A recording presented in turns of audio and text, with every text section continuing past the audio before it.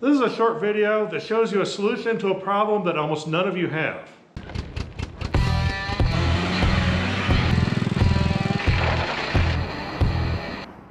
My son has braces, and the orthodontist just recently added an elastic that goes from top to bottom.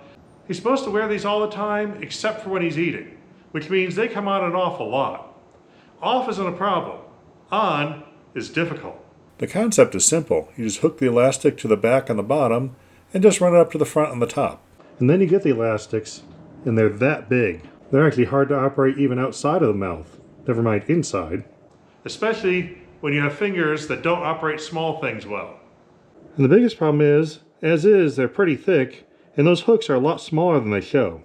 We had the best luck with tweezers, but because of the thick section that was thicker than the hook, most of the time it fell off. When you stretch them out to usable shape, they get a thinner cross section, and then they fit on the hooks fine.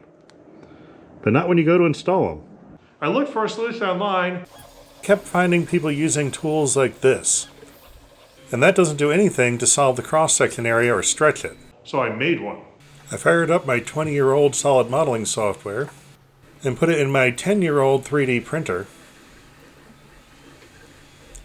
and set it to work.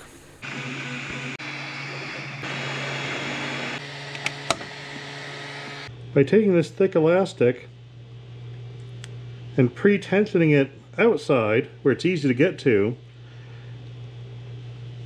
the cross-sectional area gets a lot thinner. And I put in a relief on either side so there's a little bit of a gap where you can get this around the hook. The gap goes the whole length, so you can go this way for the back hook and that way for the front hook and pull this right off of here. Now to do some testing. First hook's on, and now the second hook's on. It really does way better, doesn't it? Mm-hmm. Let's time the second side, see how long it really takes. And I'm not rushing.